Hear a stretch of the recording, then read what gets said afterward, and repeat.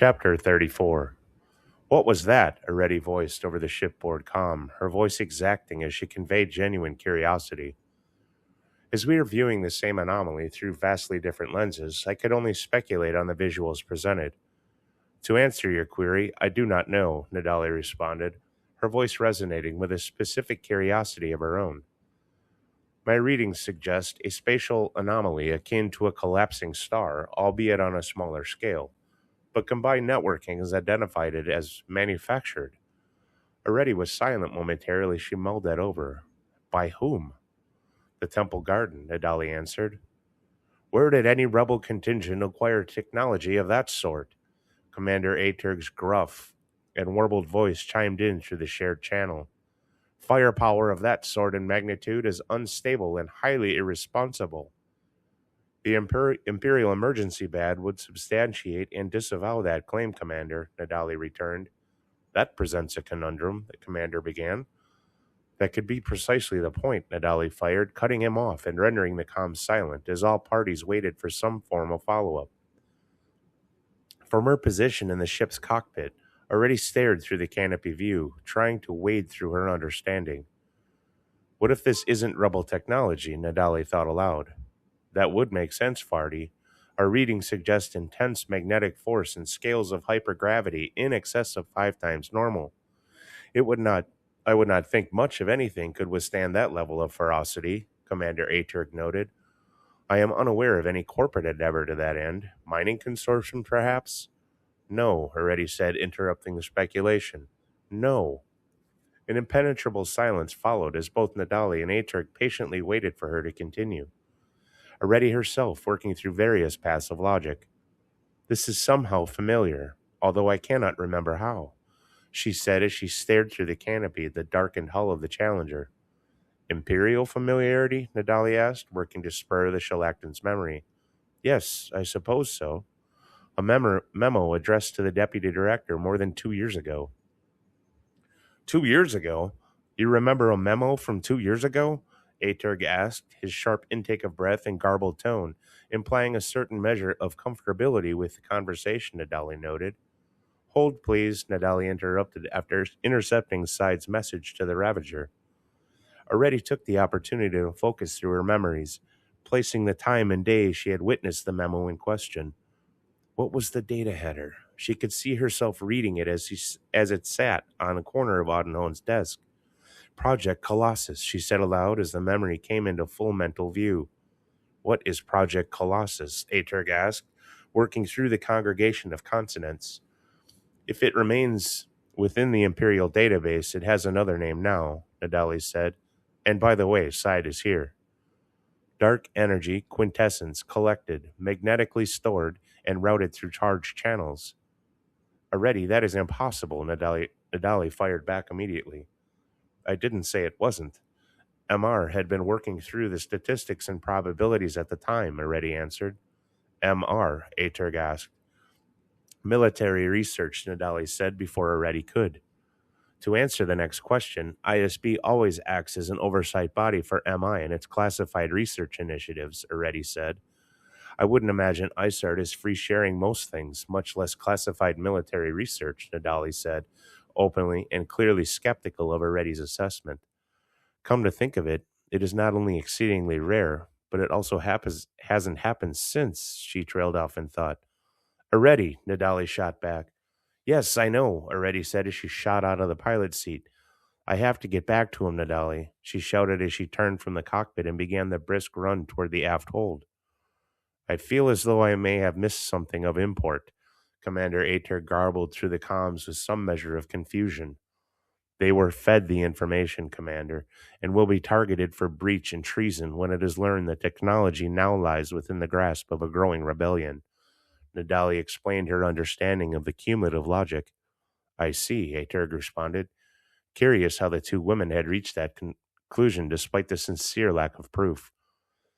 Areti reached the hatchway to the aft, panting as she propped her hand on the archway framework. Doubled over to keep the blood in her brain.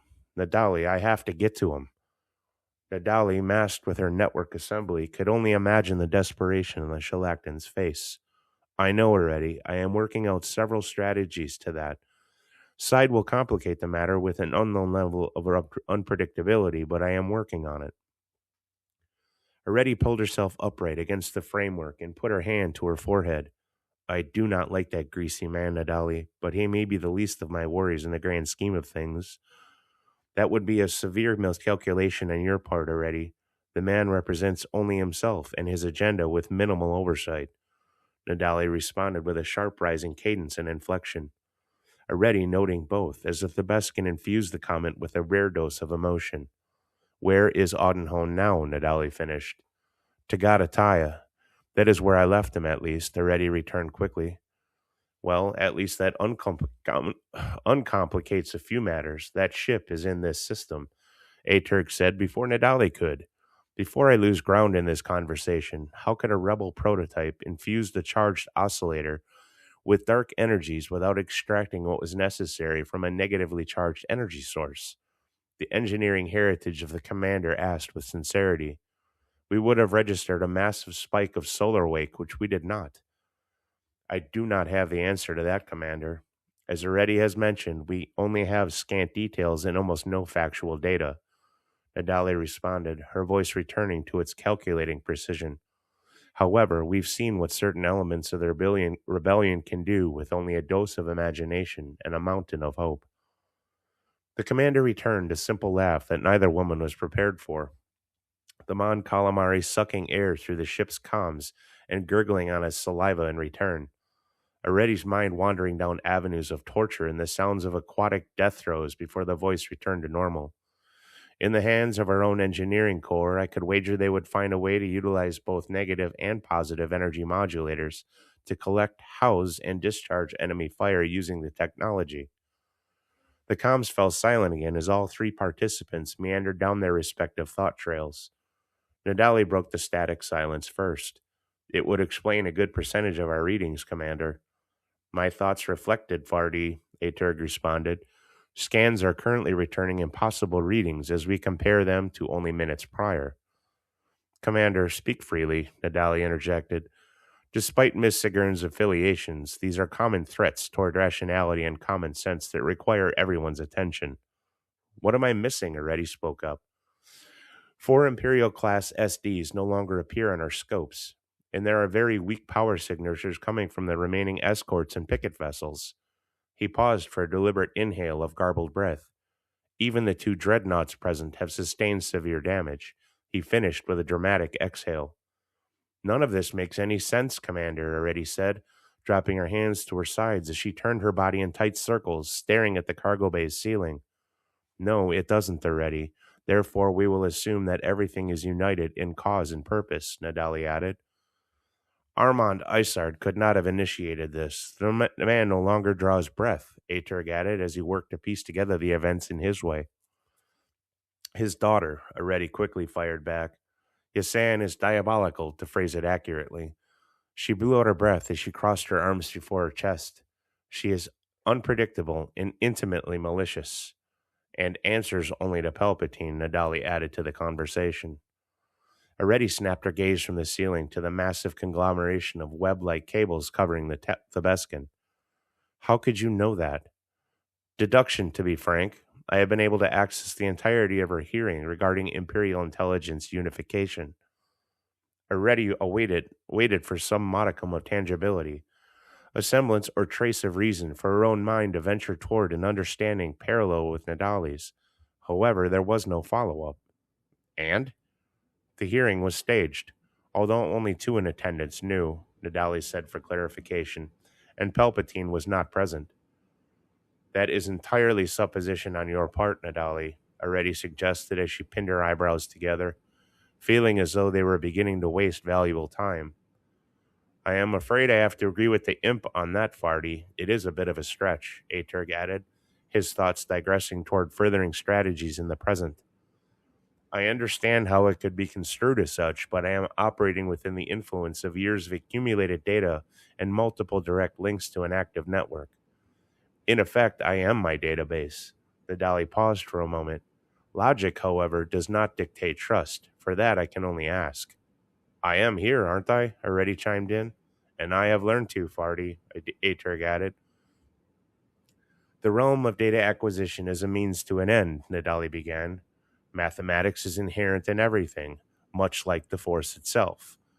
Although the Empire stole the latter from me, they failed to steal my mind.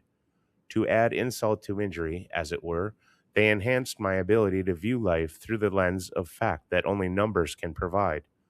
Accumulate enough data, and you will begin to see patterns. Accumulate enough patterns, and you will begin to unveil agendas. Accumulate enough agendas, and you begin to unravel the future. Areti cast her gaze toward the decking at her feet, comprehension infuriating her senses as she realized she and Nadali were commissioned within identical agendas. The Thebeskans enhanced infinitely by the very tools her empire equipped her with. I understand, Nadali. As long as the two of you do, Aturg responded, rasping out a gargled breath. Side is the unknown variable in the equation. His shipboard AI presents him with the same abilities. The difference lies within the human element. Predicting AI is a child. Predicting what he does with its suggestion presents multivariants and avenues of possibility, and he, too, only answers to one individual. The same could be said of you, Nadali, Areti responded, lifting her gaze slowly to the network of cables. Yes, only I answer to myself, she said quickly, which makes me infinitely more dangerous. The words were stated with a severity that surprised Areti, an addition of emotion that felt cold and heartless. Something had changed. What is it? Areti asked through hesitation. Nadali did not respond right away as she worked through several scenarios, all of which would result from the guidance she had advised. Areti, she began, the emotional charge Areti had sensed changing gears as she noted sorrow within her voice. Side is here. Areti waited for further testimony, hoping to bridge the vacuous space the comet had left. Yes, you mentioned that already. He already has a small contingent of his fleet engaged over Ambria. He will not commit a further vessel until there is a reason to do so, and when he does, it will be precise and lethal, Nadali admitted. And the ship responsible for the anomaly? Aturg added, following along as best he could. He will assign specific assets to track it. He will find it unless they take extraordinary countermeasures to divert those efforts, Nadali answered as her voice wavered lightly. But they don't know he will be coming. Unless we warn them, Areti suggested. Nadali stopped herself from commenting through the surge of reason that threatened to overtake her, though her calculations, dissections, and computations inevitably led her to a standoff of choice. We could, yes. That was all she could find the words for. Do we have the ability to track them? Aturg asked, peering through the hazy veil of emotion Nadali was contending with. A weapon of that magnitude is bound to emit trace elements that could aid in tracking efforts, Nadali heard Areti say in response that the ones, zeros, and occasional twos she saw the world through caused intermittent interference within the conversation. They were calling for her attention while muting the dialogue between the Moncal and Shalaktin. They repeated themselves through her mind, growing larger, expanding in all directions, fully drawing her attention to them. She could not proceed without subjugating their frantic cadence to a conclusion or solution. Yet she would not commit to resolving the necessary equation or abandon what little emotion she retained. Her presence alone was enough to doom them all, a fact no one else could understand. Side is here, she thought to herself, mindful of the ongoing conversation, yet helpless to integrate without solving for the formula racing through her mind. The numbers blazed with increasing velocity as they blurred into constructed ribbons of quasi-movement, edges changing pitch or degrees sufficient to note any change for their subtlety. The ribbons seemed to draw back, elongate, to fill the void left within her peripheral as entire streams began to freeze in a stasis that made her nauseous. Nadali struggled with the idea of comprehension as the frozen ribbons of streaming numbers began to form a shape, one she was quite familiar with. Side is here, she screamed out as she slammed the kill switch on her neural network. What the hell, Farty? Areti shouted back, her heart racing as it slammed into her chest. Why do you keep saying that? He's here, Areti. Aturg, you need to get Challenger out of here. R3 detach and collar Liberator to our port ring. Nadali was frantic as she disconnected the intricate device from her neural plugs, her eyes flaring a stark white against her ebony skin. Beads of sweat lining her bald brow traced trickling lines down the bridge of her nose and cheeks. We know he's here, Nadali. You said it. You said if he has commissioned vessels in the system, he will be as... Nadali cut her off. He is here, she shouted again, her right index finger pointing to her temple. The ship lurched slightly as Nadali grabbed her by the shoulders. Get over to the Liberator, Areti. You cannot remain here. Areti mouthed her opposition, but Nadali turned her body by the shoulders and forced her forward and out of the cargo bay. There is no time, Areti Sigurn. Go! Time ebbed slowly as Shallah consulted both the assessment tactical screen over a determined technical analyst's shoulder and the navigational array streaming real-time simulations for orbital entry. She could feel the decision looming large throughout her core as she fought the facts. Her quick glance at the chronometer granted her. Range on approaching vessels, she shouted, startling the tactical analyst before her. 400,000 clicks in closing, ma'am. A shout reported immediately from the aft data console to her left. Gives us roughly 2 minutes of targeted activity, she thought to herself as she lifted a well-worn and abused fingernail to her teeth, biting hard to restore some feeling to the numbness her body was beginning to register. She turned her head toward the ceiling slightly as she focused her gaze yet again on a navigational array. Voman, have you corrected? We have, Thalanik responded immediately, his tone sharp as it defied the modulation over the TACnet, sounding as if the small man were right next to her. We are preparing to return now. Rendezvous to provide cover. He finished, his tone shifting to an almost abrasive scolding.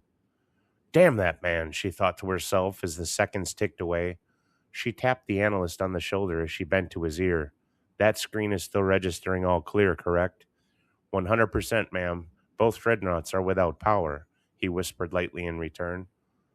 The decision was going to have to be made. If they are able to restore shields, we're done for, Shallah thought, salivating over the opportunity to severely damage two of the Empire's most deadly vessels, yet knowing she shouldn't. She squeezed the man's bony shoulders, taking care not to sink her fingernails into the flesh under his uniform. Helms, reduce speed 1/3. Forward shield generators maximum. Arm torpedoes and get those laser batteries charged, she shouted to the command deck. Decision made. Shallah, Reece broke through there immediately over the TACnet. Proceed to rendezvous, his voice raising as it crackled feverishly, the captain in him giving way to the frantic husband. Those closest to her turned their heads to display a vast array of emotions as she scanned them briefly. She saw determination and pride, an adrenaline-pumped craze, fueled anger, as well as dire sorrow and a silent weep that worked its way throughout every other. She knew they wouldn't hesitate to follow the orders, but began questioning her decisions as the silent weep worked its way into her mind. Shallah Hyuat, do not engage those vessels. Repeat, do not engage. A new voice rang through the TACnet, forceful, direct, and authoritative. Shallah looked around her command deck feverishly as the turned heads began to encompass more than the few around her. Who the hell is... No time. Do not engage. The voice cut her off. Ma'am, we have solutions. Forward shields at maximum and all deck turbolasers charged and locked. Shallah knew it was her weapons specialist, but the voice was distant and hollow. She knew she shouldn't, but she had interjected her passion into the choice, wanting nothing more than to see the relentless burn. Executor was simply a bonus. This is Nadali Fardi, Shallah Hyuat. You are being targeted. The voice rang out through her worn mantra. Fire, Shallah shouted with a dire rage that she couldn't fully explain. She could see her torpedoes ripping through the ship's superstructure, turbolaser batteries pummeling the domed shield generators into obliteration, and magnetically hurled proton bombs, reducing its hull to nothing more than fine dust. The entirety of her view displayed the broken dreadnought as it spewed various gases in all directions, plasma fires threatening to reduce what was left to nothing more than particulates of space debris. They never got the chance. Ma'am, 3 SDs are reverting starboard. Shallah heard the shout but could not decipher the message, as she could only watch the fresh view through the transparency before her. Gone was the Ravager. In its place was a fresh addition to the fold. The interloping vessel, Imperial-class Star Destroyer, was already unleashing a barrage of heavy fire into their forward shields from its port-cannon position, offering the Ravager complete obfuscation. The destruction of the ship she so fondly sought related to nothing more than her wild fantasies and vivid imagination. The clamor, a raucous endeavor, pummeled the command deck as Shallah spun her head in every direction imaginable. Crew members shouted to be heard over one another as proximity klaxons sang their dire tunes, sending waves of pain shocking through her montrol, through her skeletal structure, and came to rest in the pit of her stomach with gut-wrenching agony. Shallah, so sure she would be watching the damnation of fiery destruction befall the bane of her fleet, could only grimace with a sneering growl as the entirety of the old lady's firepower slammed into the intervening vessel. Bright bursts of yellow and orange forced those who were paying attention to wince in added pain, suffering the dual fate of blindness before certain death. The flashes extinguished as fast as they appeared. She knew she was doomed as the command deck fell under red emergency lights, just before the first of the incoming energy bursts tore through the vessel's starboard broadside. "Shot! Deep pod a bit!" She knew it was Reece. She could feel him shouting more than she could understand the gibberish registered through the malfunctioning TACnet. She leapt over the comms console a meter away and severed their connection, saving the remainder of the fleet from needlessly enduring the otherworldly screams of torment and anguish. "I love you, Reece," she thought as she was violently thrown from her feet, smashing the side of her face into one of the databanks. Shallah felt time in seconds as she tried to open her eyes to determined protest. She could hear nothing as she forcefully cracked open her left eye, the right unresponsive. She reached up strenuously with wildly shaking fingers to probe the intense pain that was beginning to numb, finding her leku torn and her montrol smashed.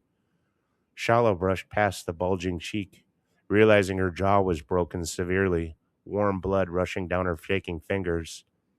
"Reece, I am so sorry, my love," she thought to herself, feeling the air temperature rise dramatically. She closed her eye again as the heat began to incinerate the flesh on her arms. "I love you," she thought one final time before she felt nothing at all. "No!" Reece shouted, almost swallowing his tongue.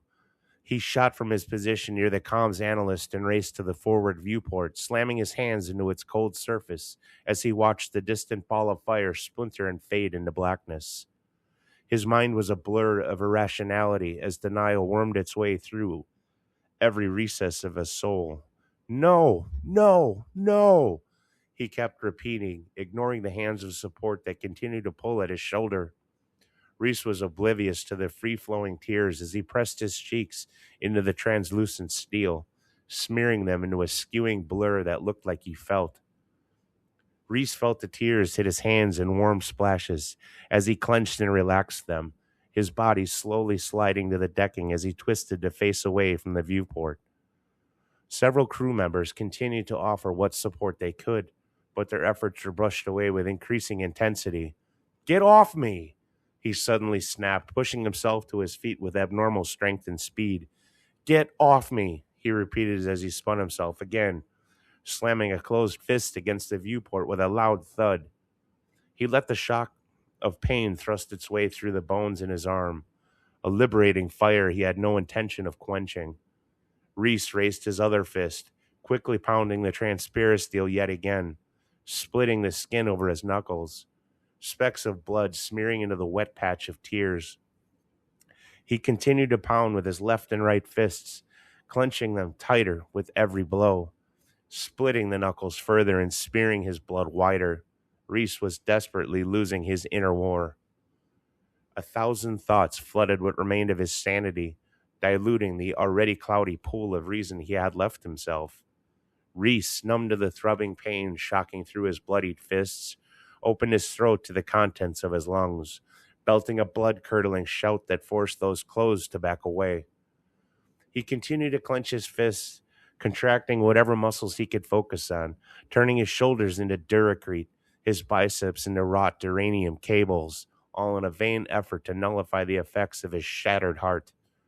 He felt the heat through his eyes as he turned every emotion brewing within into an intangible hatred, a seething rage that would only be satiated through bitter, cold, murderous revenge.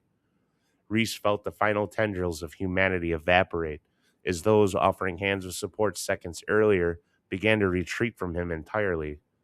His revenge-filled eyes found the path he sought as they sidled out of the way, the helm's control ahead of him without any impediments blocking his path.